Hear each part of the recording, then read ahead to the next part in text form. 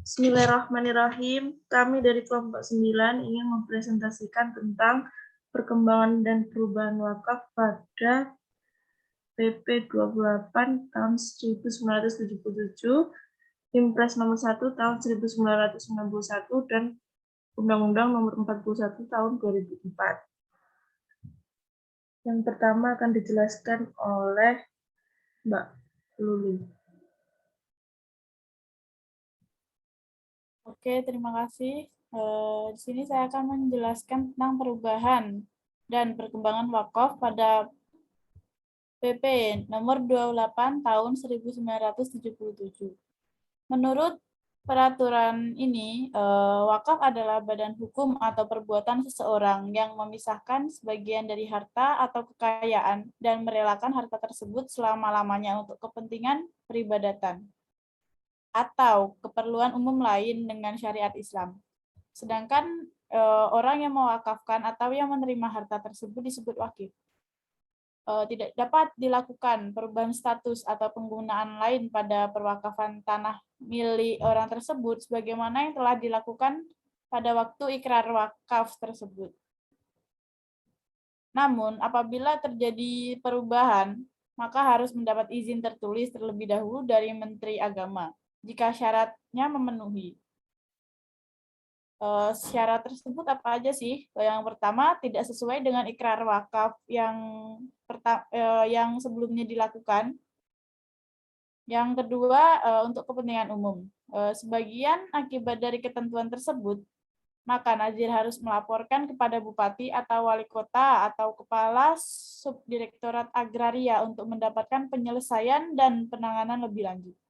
Jika masih ada pertikaian, maka akan diselesaikan oleh pengadilan agama sesuai peraturan yang berlaku.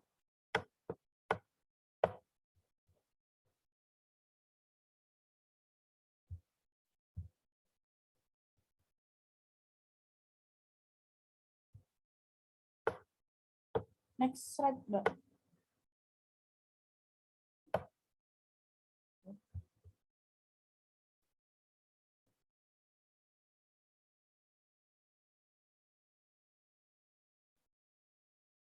Nah, dilihat dari materi Undang-Undang Nomor 41 tahun 2004, Undang-Undang ini juga terdapat penyampuran dari peraturan perundang-undangan wakaf dengan menambah peraturan yang ada, seperti Nomor 41 tahun 2004.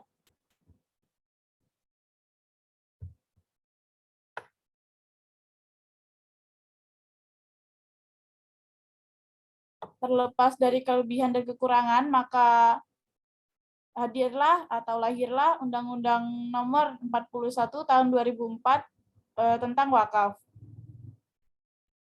yang teman-teman bisa baca sendiri di makalah kelengkapannya.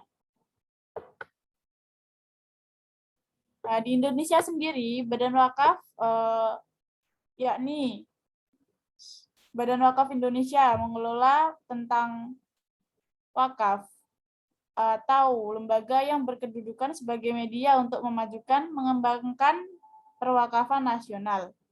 Selain Badan Wakaf Indonesia, ada pula yang menjadi elemen penegak hukum wakaf, yakni Nazir, Wakif, dan PPAIW.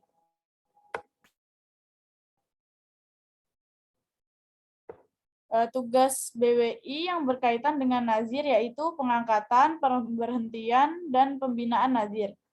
Yang kedua, Badan Wakaf Indonesia yang berkaitan dengan objek wakaf, tugasnya adalah mengelola dan mengembangkan objek wakaf yang berskala nasional atau internasional, serta pemberian persetujuan atas penukaran harta benda wakaf. Selain itu, tugas BWI terhadap pemerintah yakni memberi saran dan mempertimbangkan kepada pemerintah untuk menyusun kebijakan wakaf yang ada di badan pemerintahan. Sekian, saya kembalikan ke moderator. Terima kasih.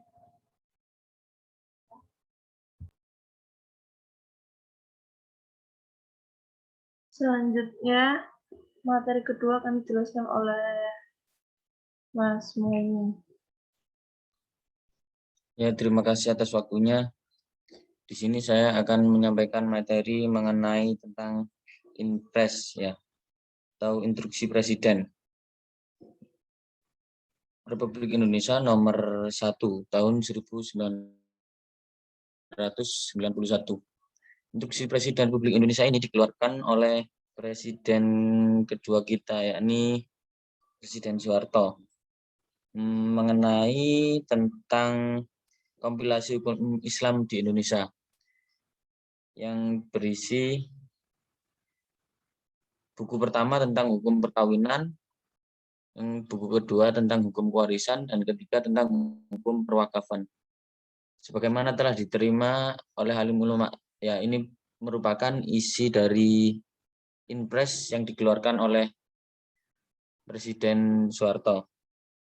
Sebagaimana diterima baik oleh alim ulama lokal dan Jakarta,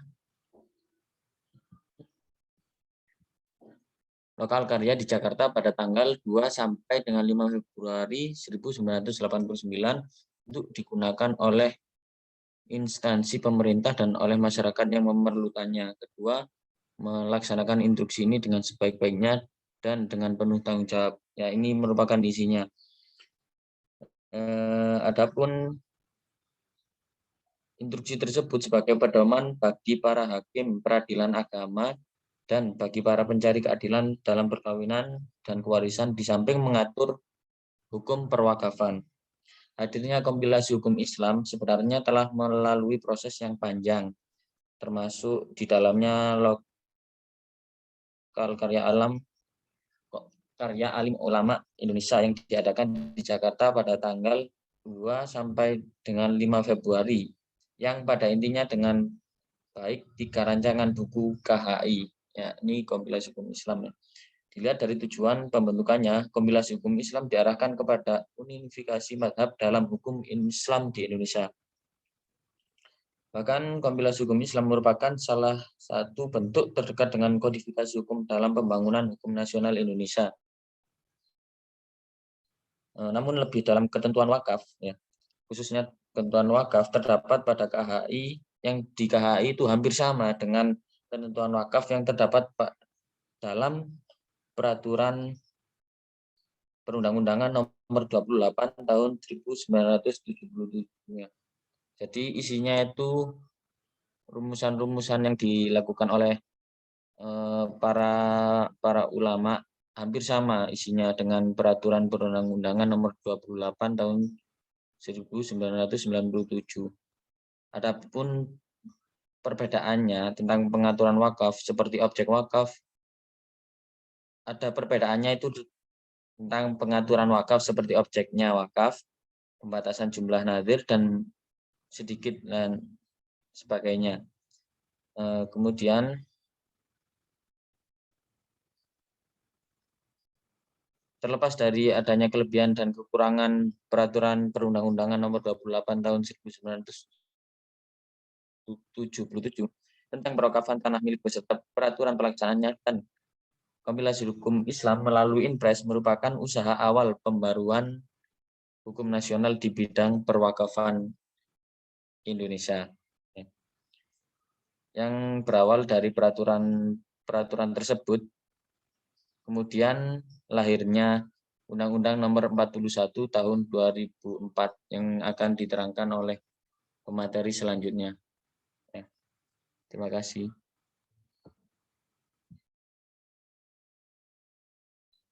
Baik, selanjutnya saya akan menjelaskan tentang wakaf menurut Undang-Undang Nomor 41 Tahun 2004.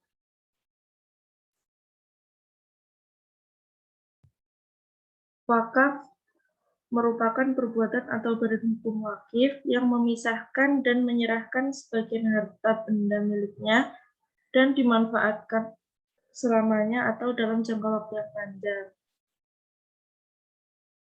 Harta yang diserah terimakan untuk wakaf yakni harus benda yang tidak mudah rusak atau memiliki daya tahan lama, serta memiliki nilai ekonomi menurut syariah.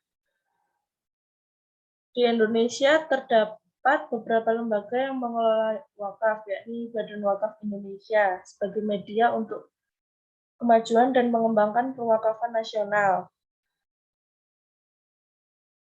Institusi yang bertugas untuk melakukan pembinaan wakaf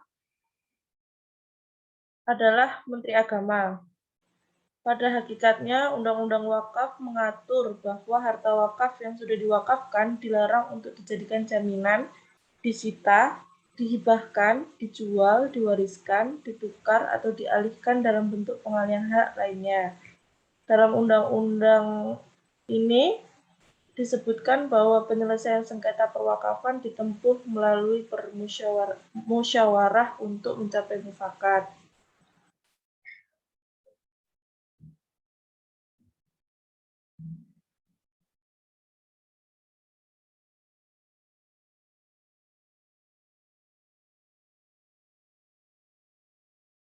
Dengan demikian, terdapat beberapa hal baru dan merupakan realisasi tujuan hukum, yaitu ketertiban sosial khususnya pada hal perwakafan.